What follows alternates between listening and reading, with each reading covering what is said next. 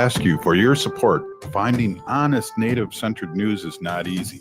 But with your support, we're able to provide accurate information about Standing Rock, Line 3, treaty violations, and COVID-19 in our Native communities.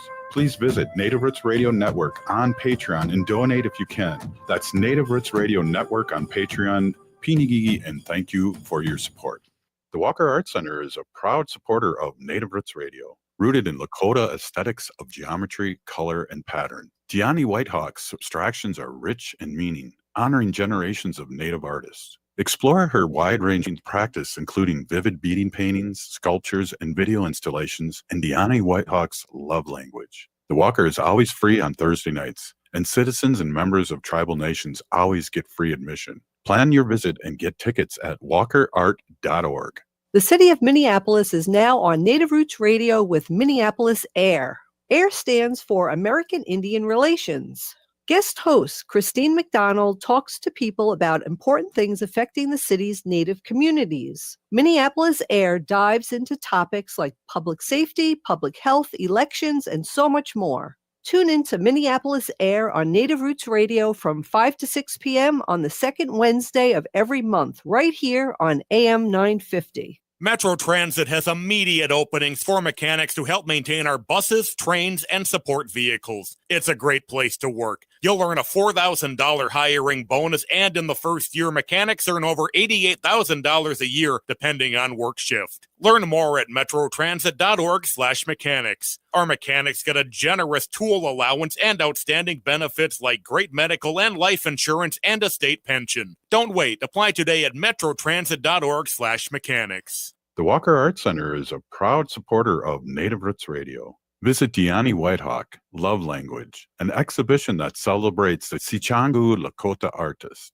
centered on connection between one another, past and present, earth and sky, and traditions of Lakota abstraction. Love Language is a sweeping survey of Whitehawk's work. The Walker is always free on Thursday nights, and citizens and members of tribal nations always get free admission. More info at walkerart.org. With your AM 950 weather, I'm Patrick Lilia. Tonight, partly cloudy with a low of 3 above, then Tuesday, snow possible with a high around freezing. It's not too late to get your 2026 AM 950 calendar, and we really need your help to keep the progressive voices that matter to you on air here at AM 950. Please head to am950radio.com and make a donation if you can. That's am950radio.com. Portions of Native Roots Radio may be pre-recorded. It's a good day to be indigenous. Get up, stand up. They are going to become more brutal. Couldn't cut, hit me cut again. Because all the hippies were trying to be Indians anyway. They're going to become more repressive because it's a matter of dollars and their illusionary concepts of power. Hey, Victor. We must live in balance with the earth. And also with recent happenings at Wounded Knee. I am awake. Welcome to Native Roots Radio presents I'm Awake, and I'm your host, Wakanja Hade. Hey, Kadagi to all my friends and relatives in 4 directions. You are listening to Native Roots Radio presents I'm Awake, and I'm your host, Robert Pilot. Hey, we discuss local, national, Native news and events, and as you know, Native issues are human issues, and human issues are Native issues.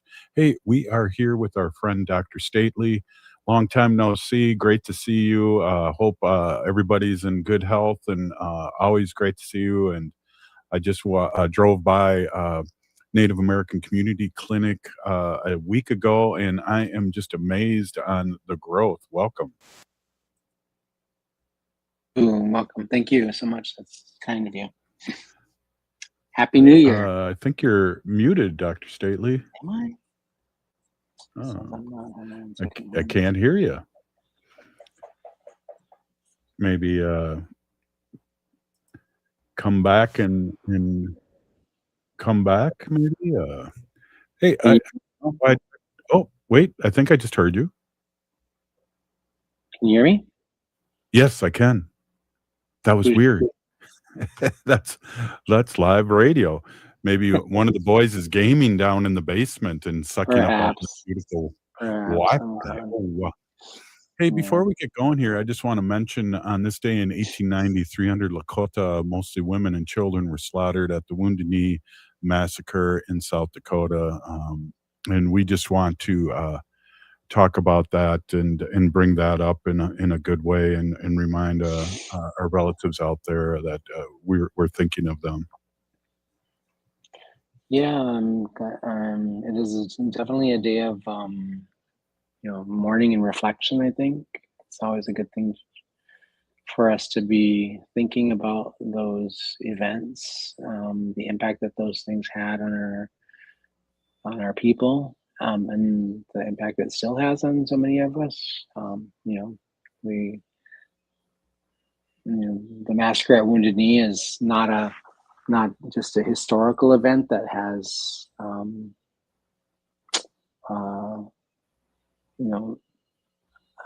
a small impact on who we are today. I mean, there's current issues going on that are directly related to that, correct? So,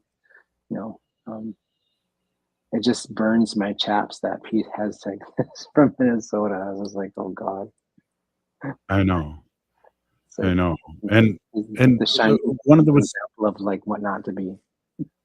it's crazy because we have a lot of wacky-dackies that moved out of Minnesota, and one of them is what's his name, Johnson in Wisconsin too. He's a Yeah. representative. He's from Minnesota too, and Yeah. I don't claim him. Oh, wacky dacky. That's funny. I don't know. That's our old school talk. I knew you'd relate to that.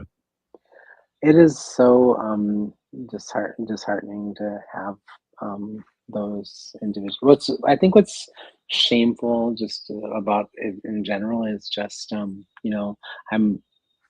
was listening to a radio show on that channel we don't talk about, on your channel, but they were talking about how Pete Hegseth did not serve further in the armed services for very long. He didn't have any distinguished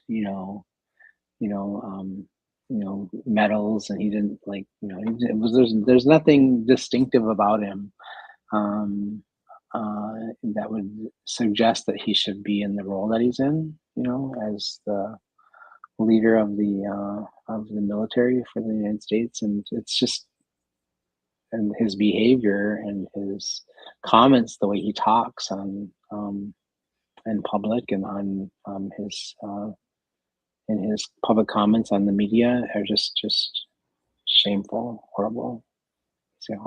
He's a horrible human being. Yeah, no doubt about it. And there's not that he's not deserving of love. I'm sure someone in the world loves him, but he's still a horrible and shameful human being.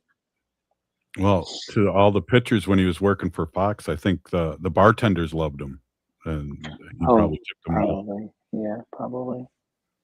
But the fact that like he would that he and Donald Trump attempt to restore those those medals to the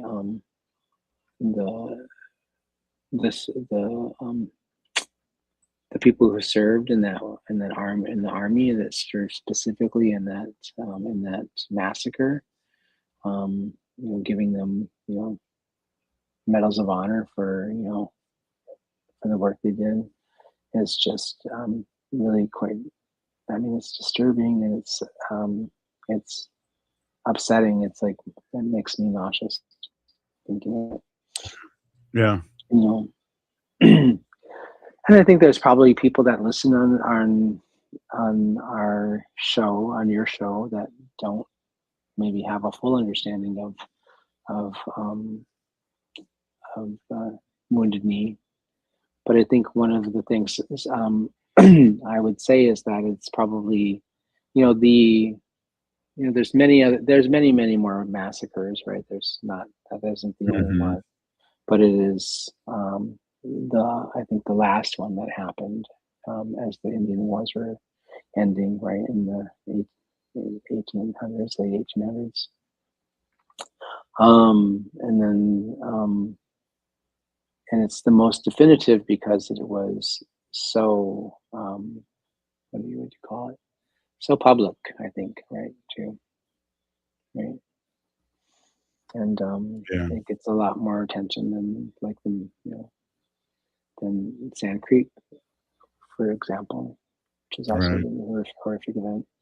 So I just think of one of the things I think in general is like, the fact that like we would think that that's, the majority of the people that were killed in that massacre were old people, women and children, right? And what would we call that in today's time, when the armed forces would go into a village in another country and another nation and just slaughter old people and women and children? We'd call that genocide, Eli right? Massacre, if I remember right. Yeah, yeah, Remember yeah, that? We're old enough to remember that. yeah. So it's like the just the level of just pure, I don't know. It's just disturbing. It is truly disturbing. So on today's date, I hope that our listeners and our relatives and our allies in in non-indigenous spaces and non-indigenous native communities are also holding the place and the space for contemplation and also for prayer for those souls that were lost. And those are people's grandparents and great grandparents and great great grandparents. Those are people who were spiritual healers and spiritual guiders, and people who that wisdom and that knowledge was erased from the planet in that very short period of time, right? And so just contemplating on that and remembering that, and then saying prayers, putting up tobacco, saying prayers, putting out food for those spirits, and also for the people who still love those people, their descendants. We still carry Wow. that pain in our hearts. Yeah. Wow. Great words. Great to see you again, Dr. Stately. Hey, this is Native Roots Radio, and we'll be right back after this short break. Please stay with us. Hoa.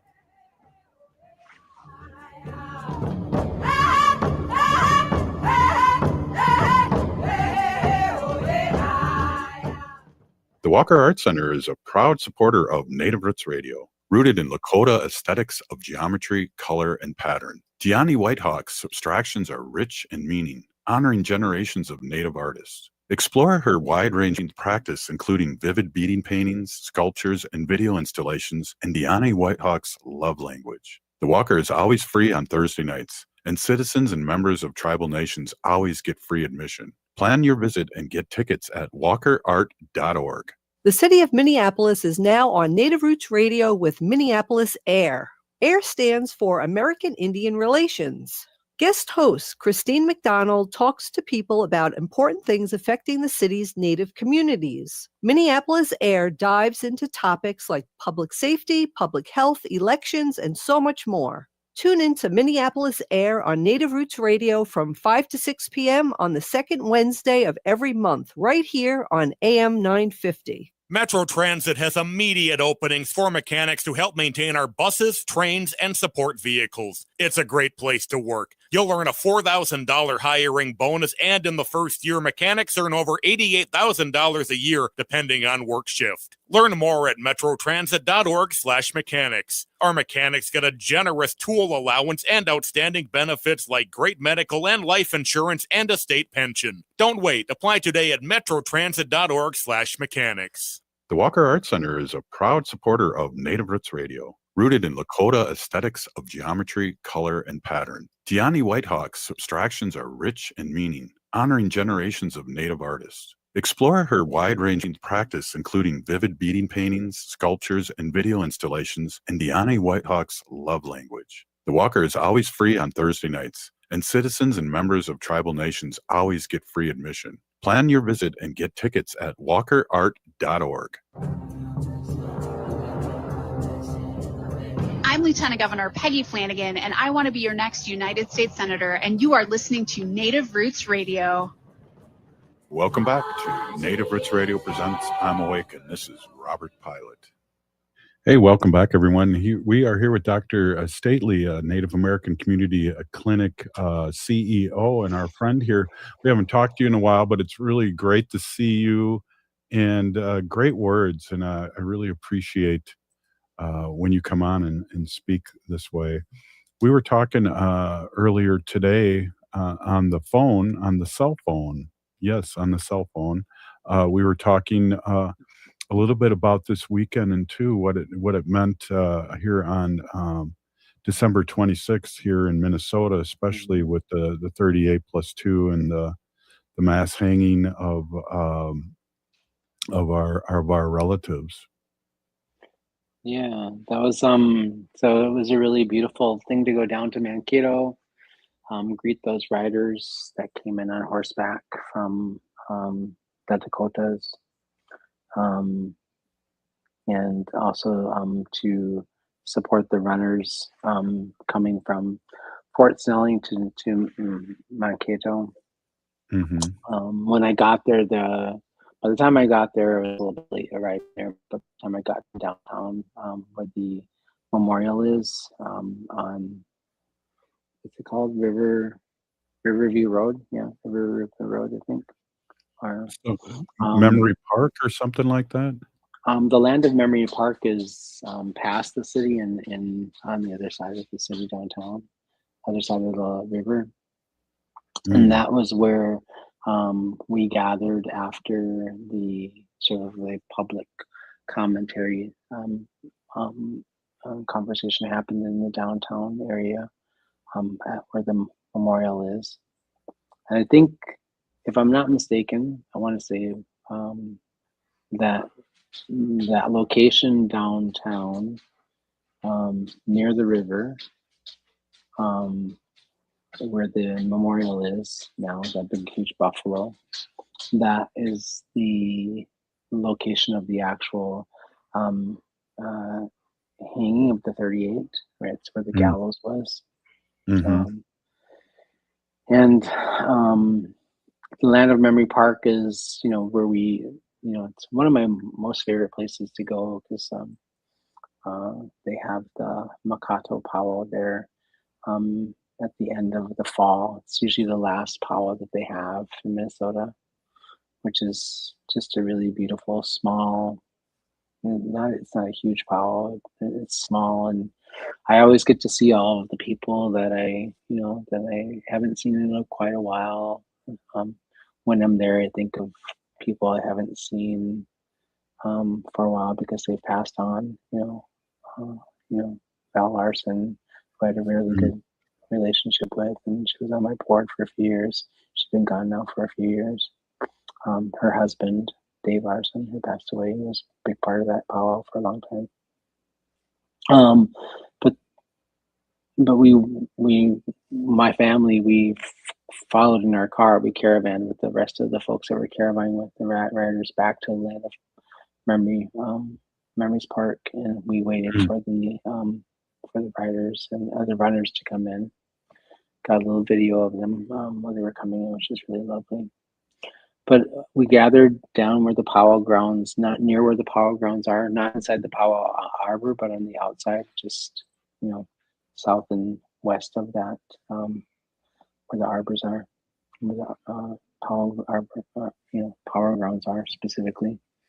And it was a really beautiful ceremony, and it was led by Orville. Oh God, I always forget his last name. Anyway, he's the pipe carrier, who is Dakota, I believe, from, I want to say Sisseton maybe, or Saskatchewan maybe. He might be But one of the things I think was the most beautiful part of that ceremony was that the men and their who originally organized the 38+2 ride from Crow Creek to Mankato.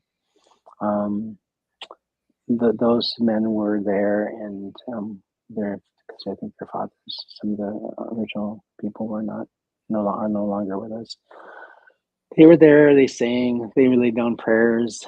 They said beautiful words in memory of those 38 that were hung. But I think the 38 plus 2, and I think the thing that was the most beautiful was that Gabby Strong, from Indian Collective. She married my cousin Darwin. Her and her family and other folks from her community from Lower Sioux were able to find the names, and Elder Kirschhomer was able to translate all those names of the 17 Dakota women who were the whalers, women who stood and cried and wailed as those men were being hung in the gallows on the riverbanks of Mankato in 1862. And to hear those names mentioned and stated, and while we were sitting there in prayer before we smoked the pipe, was such a beautiful experience, and I was really moved by that, because I know that the Dakota family that I'm hunked into, both as my partner who I have children with, and then also my sister who is married to my sister Ramona, who's from I always mess this up. She's gonna kill me. The Nebraska. She's from the Nebraska res. Not Sisseton. Oh God. Anyway, I'm having like elder brain moment here. But those, those folks, those people in my life that have had such a significant impact on who I am as a human being, as a father, as a partner, and as a brother and a relative, had relatives that marched in those marches, right? That were forced marched from Minnesota to the Dakotas, who were removed. They had relatives who were impacted by those things, those historical events. So it's not something that's, far off in the distance, far away from me. It's in my life every single day. It's, that ancestral blood runs through the blood of the body that's in the bodies of my children and my nieces and my nephews, people who are in my everyday life, right? And so to hear those words of those matriarchs, the names of those matriarchs announced, was such a beautiful experience, and heartbreaking and painful, but also really beautiful. I felt really blessed to be there. I didn't know that we were doing that. That was kind of unexpected. Well, it's interesting too. We years ago, I had Jerry Dearling do all the names of the 38 for me, and we play that every year on on the 26th. And we heard one of the riders that represented one of the riders that came down there. They read the names too of the 38 plus 2, which is just amazing kind of thing to hear their names. It is a really beautiful thing. It's important to remember them. It's important to say their names. We have all kinds of representation all over the world about why it's important to say people's names and to remind people about the things that they did and who they were, and the significance in creating the world we shape, creating and shaping the world we have now, right? And I think the beautiful thing about the 17 women who were the whalers was that not a lot of people knew about them, and those names were only unearthed recently. And to hear them said publicly, and it's important to say their names. I think perhaps the most the worst thing I think that can be imagined is, for me, would be that your name would be erased and nobody would remember you. Exactly. Well, what's interesting too for me, Dr. Stately, is all the pictures we see, paintings of the sketches of the 38 being hung. we don't have audio. And when we say there's whalers, that really brings it home too. Yeah, we don't have those things. And those women were, I don't know, it's likely that they weren't considered maybe by, contemporary times at that point in time to be considered to be important enough to sort of they weren't like on all the things. Like when you think, it's the thing that always like gets me. And I think I talked to you about this at one point in time. It was like it was fairly late in my life that I came to understand the U.S. Dakota War. It's not something I grew up knowing. It wasn't something that was taught to me in school when I was at South High School. This is not in, my 4 years of going to college. Maybe there were, to be honest, I was drinking most of the time I was in college. So perhaps they talked about it in school and I just forgot. But the point being is like, it's not something I knew, right? And I didn't know about the Dakota War and all of those things until much later in my life. I was in my late 30s. And it was only from, me having these people come into my lives, my partner, my family, my extended family who are Dakota, that I learned about this. It wasn't something that was really, and so those women, they weren't represented a lot in like the imagery and those kinds of things. The focus was on the men. And it's important to remember our women are a foundational part of who we are as our people. Absolutely. Hey, we're here with Dr. Stately, and we're going to take a quick break. This is Native Roots Radio. Hoa!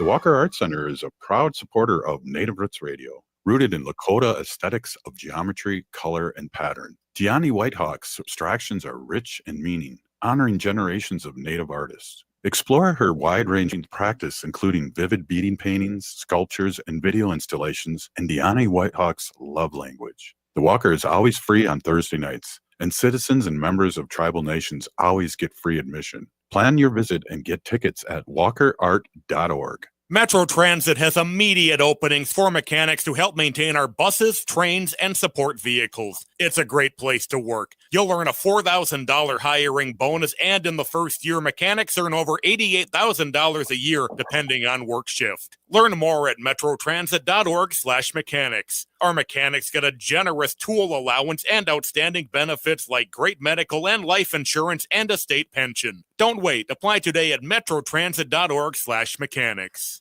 The city of Minneapolis is now on Native Roots Radio with Minneapolis AIR. AIR stands for American Indian Relations.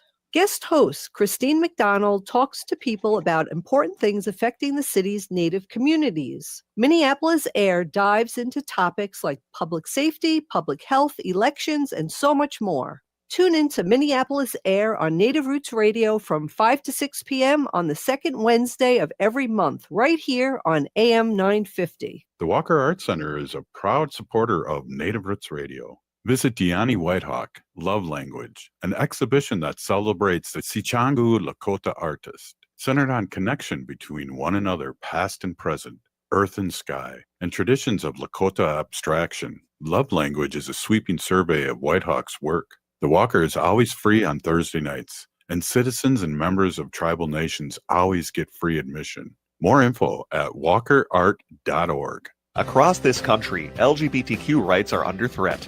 This is a struggle that the LGBTQ community knows all too well. Since 1987, Outfront Minnesota has been fighting for LGBTQ rights and protections here at home, and this work is needed now more than ever. Hard-fought wins here in the state of Minnesota are at risk, from the ban on the harmful practice of conversion therapy that passed in 2023 to transgender protection secured in our State Human Rights Act in 1993, and even national recognition of our same-sex marriage protections that we secured in 2013 are at risk. Outfront Minnesota has helped Minnesota become a national leader in LGBTQ rights, and they will hold the line to make sure we don't lose what we've gained. But they need you. Now is the time to step up and support Outfront Minnesota and LGBTQ rights here in our state. Outfront Minnesota needs your financial support today to strengthen LGBTQ protections at home, at school, and at the state capitol. Learn more and make your gift at outfront.org/give. That's outfront.org/give. Greg Bakken here. Like you, I love good, fresh, delicious food.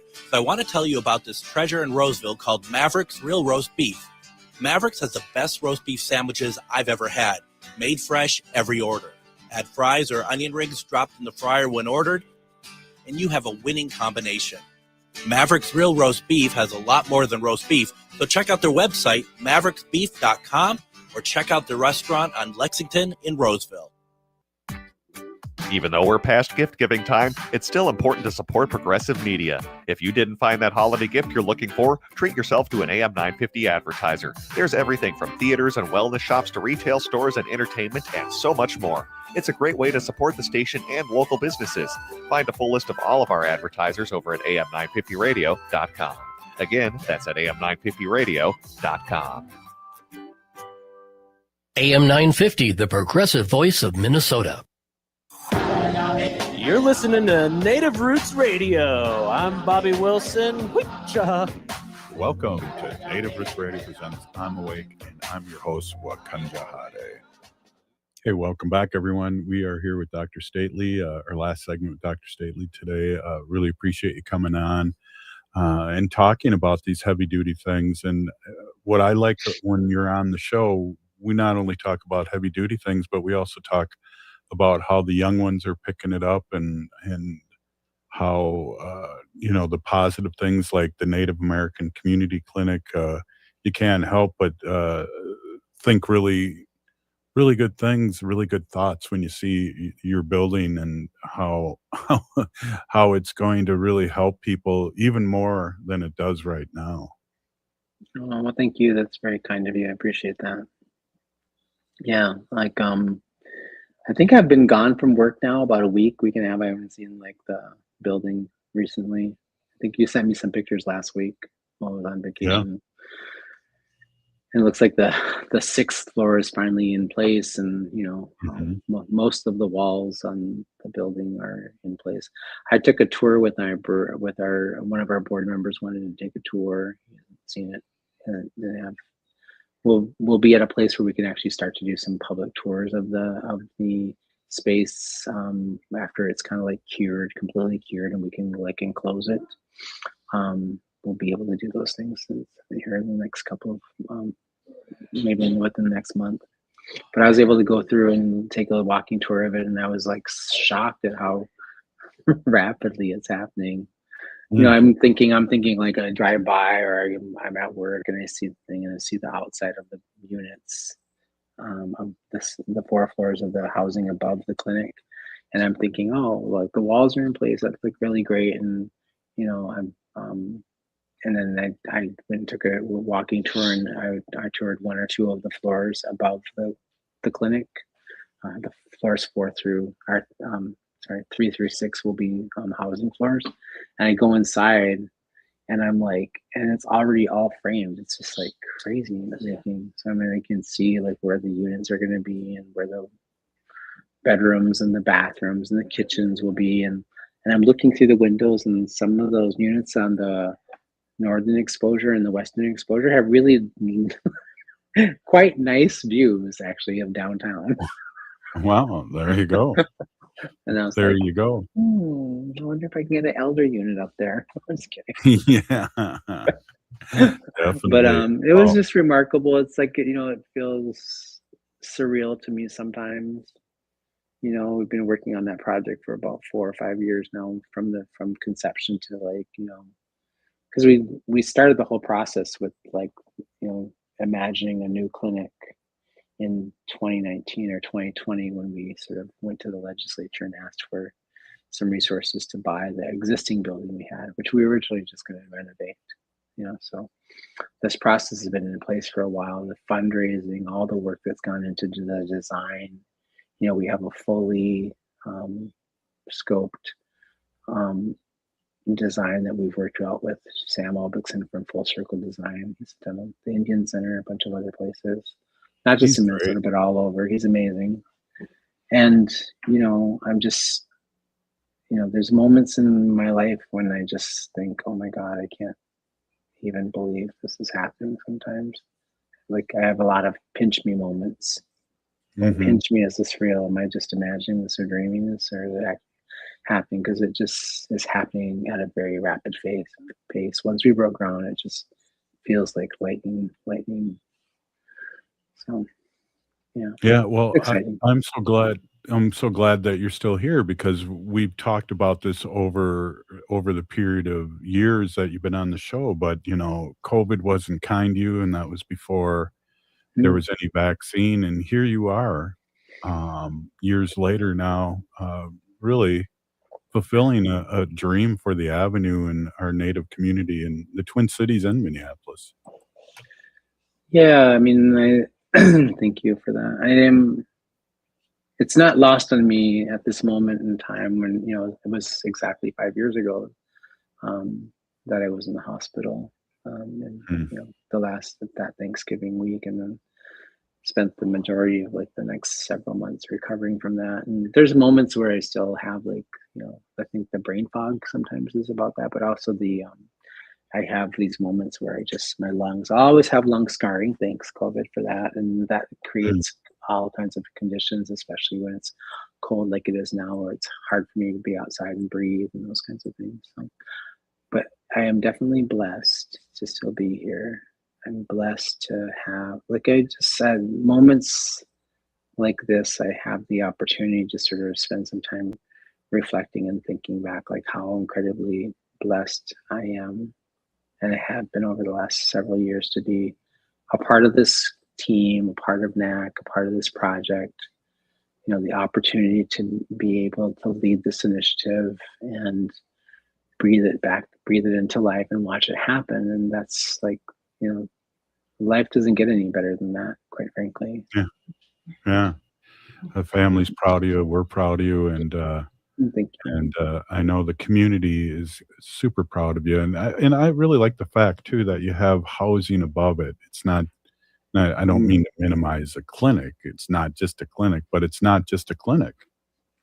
No, it's not just a clinic. It's what we're calling it a healing place. We're talking about this. The way when we talk about this building, it's a integrated model that isn't seen in a lot of other places. There's only one other place in the United States that has built a clinic and housing in one building and put it together in such a way.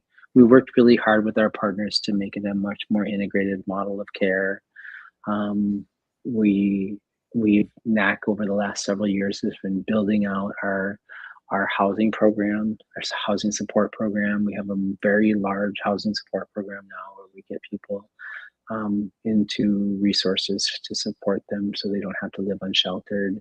This has been a big part of our work for the last few years, and with the building, it'll grow even more.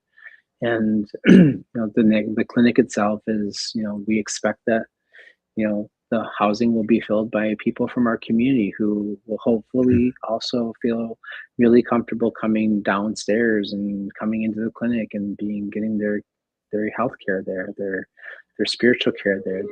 All of the things that we provide in NAC will be available to the people that live in that place too. And we think of it as a place for healing, a place for anyway, I had this whole thing that I had to write for the project, a piece, a PR piece, and we described it as this is a place where we named this. We gave, actually, when we bought the land and we got the name, we had the register in the parcel, we gave it a Dakota name. I can look at. I don't have it memorized. I could look it up, but then the Dakota name for our land, the parcel, is translates to the words the place where they gather. And I think of it as I think of that statement as a ... on the end of it, meaning it's a place where we gather. Our relatives gather. We gather to celebrate. We gather to mourn. We gather to heal one another, take care of one another, celebrate. All the things that are important to us. We gather there in that place.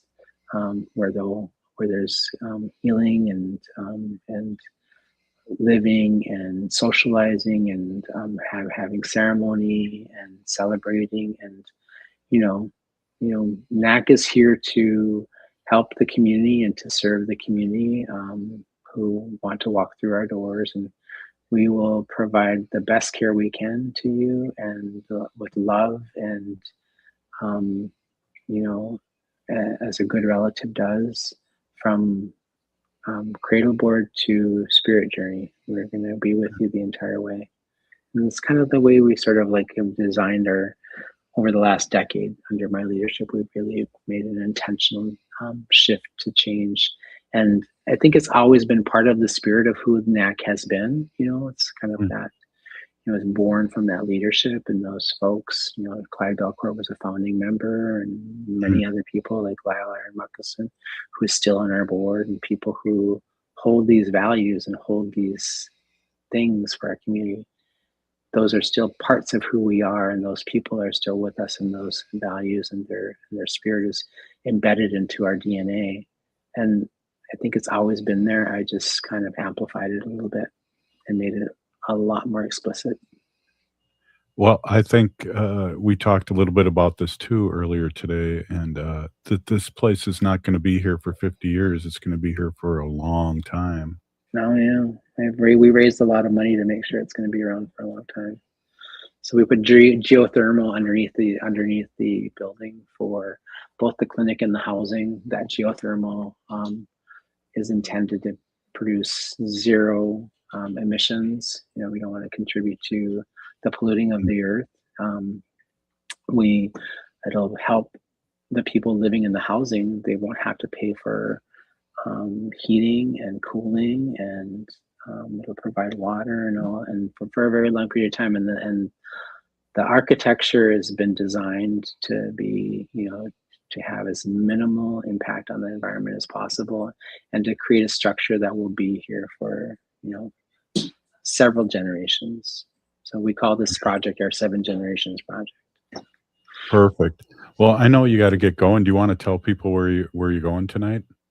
Yeah, I'm headed to the 3M Mariucci Stadium in Minneapolis to watch the Canadian and Denmark game. And there will be an honoring for Indigenous athletes at that game tonight. So me and my family are going. We were invited and provided complimentary tickets to attend. So that's where we're headed next. Excellent. Well, we'll probably skate our way there along I-35. Yeah, no doubt. Well, yeah, be careful. That's a really. Yeah, I know. I'm a little anxious about it. You're coming from Shakopee, so that's Prior Lake, but yes. Oh, I'm sorry. Yeah, Prior Lake. Well, Wendy, I'm gonna let you on and say see you later to Dr. Stately, and then we're gonna have Wendy with our sacred animals. But I just wanted to. Great, Dr. Stately. I just Go ahead, Wendy. love hearing about all that's happening and all the stuff that you care about. It's awesome. Oh, thank you so much, both of you. I hope you guys have a happy New Year. Be safe. Yes, we will. Thank you so much, Dr. Stately. Hey, up next, as you see, Wendy with our sacred animal portion. This is Native Roots Radio. Stay with us. Oh.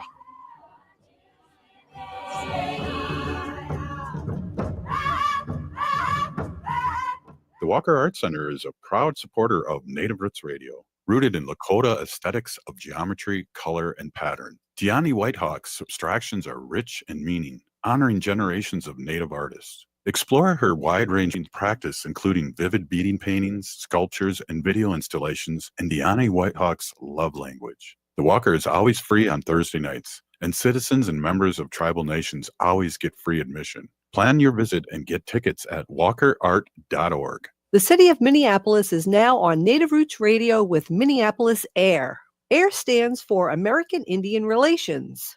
Guest host Christine McDonald talks to people about important things affecting the city's Native communities. Minneapolis AIR dives into topics like public safety, public health, elections, and so much more. Tune in to Minneapolis AIR on Native Roots Radio from 5 to 6 p.m. on the second Wednesday of every month, right here on AM 950. Metro Transit has immediate openings for mechanics to help maintain our buses, trains, and support vehicles. It's a great place to work. You'll earn a $4,000 hiring bonus, and in the first year, mechanics earn over $88,000 a year, depending on work shift. Learn more at metrotransit.org/mechanics. Our mechanics get a generous tool allowance and outstanding benefits like great medical and life insurance and a state pension. Don't wait. Apply today at metrotransit.org/mechanics. The Walker Art Center is a proud supporter of Native Roots Radio, rooted in Lakota aesthetics of geometry, color, and pattern. Deani Whitehawk's abstractions are rich in meaning,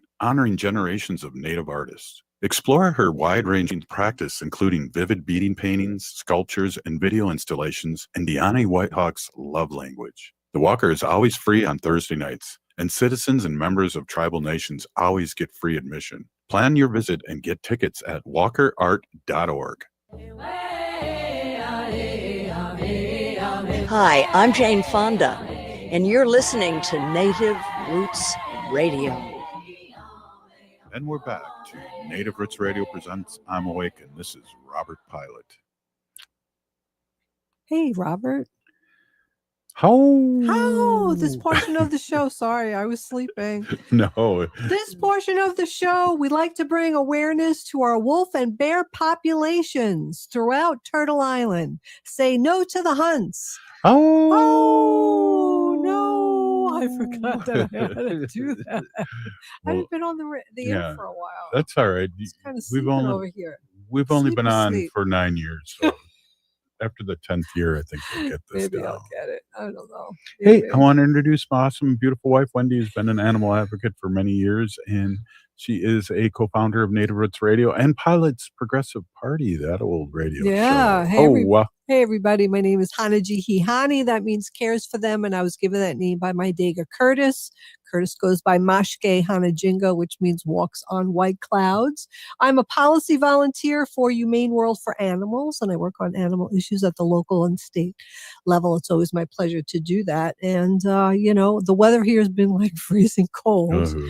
And we were learning about a blizzard, like what constitutes a blizzard. Now, we didn't have a blizzard here in St. Paul, Minnesota, but I think out west of us, they had blizzard conditions. The Dakotas, it's wide open with no houses. But I was really wondering, like, how the birds deal with blizzards, like what do they do?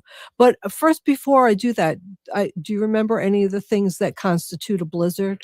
The ones that we were talking about? I think 3 hours of over 60-mile-an-hour wind. 35 mile. Yeah. So sustained winds or frequent gusts of 35 miles an hour or more that last for more than 3 hours, significant falling and or blowing snow, reducing visibility of a quarter mile or less.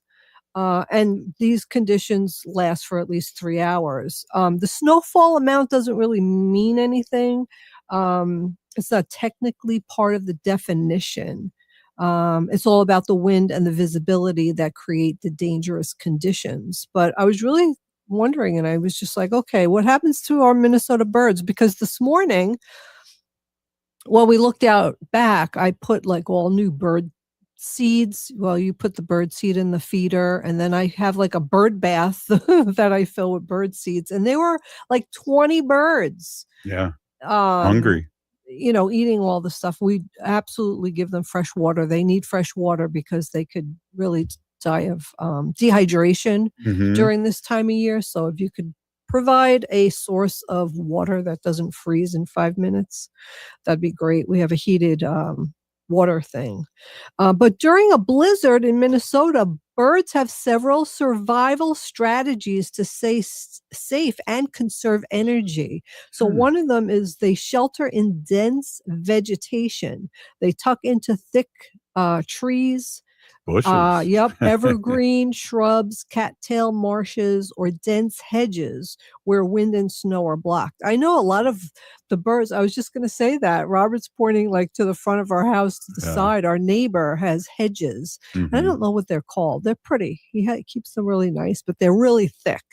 And we see a lot of birds in there. So they must go in there when it's really windy and cold like that, right? Yeah. They use natural cavities and crevices. So woodpecker holes, Hollow tree trunks, rock crevices, and even abandoned squirrel nests provide insulated hideaways for the birds. And they huddle together. A lot of them, the smaller breeds, such as chickadees and new thatchers. I think that's how you say it. I'm not sure. Chickadees. I know. I love that. I Will love the roost in groups, sharing body heat and reducing heat loss. And then they minimize their movement and they conserve energy. So birds lower their metabolic rate and stay still for long periods of time to save calories when food is hard to find. Wow. Yeah. So bonus, backyard shelters help Minnesota birds. Will also take advantage of human structures. So they'll go on the eaves of your house, the porches, right, garages. And if you have birdhouses out there, especially if there's feeders nearby, they'll look for places to hide and keep safe. But what it says here is that despite the brutal weather, local birds are incredibly well adapted to winter. Thick feathers and smart sheltering instincts help them ride out even the fiercest blizzard. So that's good to know that they're, able to do that. Because it gets cold here. Yeah, it gets really cold. But our bird feeders today were going crazy. I mean, I can't even tell you how many birds out there. So. And the water. Yeah, the water. They all drink the water, especially now everything's frozen and it's below zero. So, well, early in the morning before you got up, and before I went out, which is not very early. before I went out and Don't tell my secrets. before I snowblowed, the crow was there and Oh, squeaking yeah. and drinking water, and there were no squirrels or any other birds or anybody because it was so cold. But he was having a heyday. He came by and had some peanuts. He loves those peanuts. I love that. Non-salted. I know. I was reading an article too. I want to talk to people about it since it's New Year's Eve, right? It's coming. Almost. It's going to be here. But I mean, I don't know a lot of people who set off fireworks for New Year's Eve, but I'm sure that they Some do. It's gotten to be a thing now. So that I you really mention wanted it. to talk about what's going on, and it's some of this stuff is really hard to even read and learn about because I didn't even understand how these fireworks really affect animals as they do. I mean, we do talk about it all the time. Only during the 4th, but New Year's I is know. a I didn't thing really. too. I just didn't even think of it. On my Facebook feed. It says every bird, deer, rabbit, fox, and owl within earshot is going to have a panic attack, with the fireworks. So what do the fireworks do to wildlife? Auditory trauma, especially birds. And I didn't know this. Birds' hearing are 10 times more sensitive than humans. So fireworks equal 150 to 175 decibels. Yeah, mass panic. Entire flocks of birds will launch in darkness, right? They slam into buildings, trees, and even each other. They abandon their nests because they get so scared. So the parents flee and the babies freeze to death alone. Heart attacks. So, listen to this. Small mammals like rabbits, squirrels literally die from fear-induced cardiac arrest. Disorientation. Nocturnal animals can't navigate with explosions and the light in the air. Listen to this. 1,000 birds died in one Arkansas town on New Year's Day in 2011. Fireworks cause mass collision. Wildlife rescue calls spiked 500% on January 1st. Deer run into the highways, right? They're panicked by the explosions.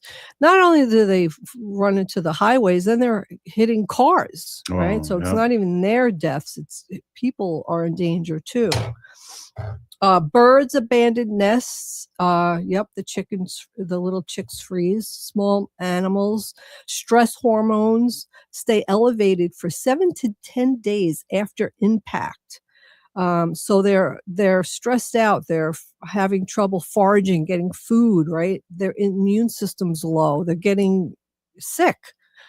So it's really, if you plan on doing fireworks, maybe you think maybe not this year or, Yeah, think about it. And just think about it. I mean, and our vets too, our veterans who have PTSD. Yes. Absolutely. People who have PTSD. Just, I can't take the sound of the fireworks, just learning about just a few things. And now this, it's terrifying. Well, I want to thank Dr. Stately and you, Wendy, for coming on. Great show, great information. We're going to be live again tomorrow, and we're going to take a few days off again for the new year. And I hope everybody has a good new year. And this is Native Roots Radio, and I just want to say a humpy Jaina, which means nice day in Ho-Chunk. Oh, nice! Happy New Year! Happy New Year! Hey, we'll be right back. I was ending the show so well there, Wendy. I know, you did it just like I didn't know how to do my part either. So we're just we're new. We'll see you tomorrow. Ho!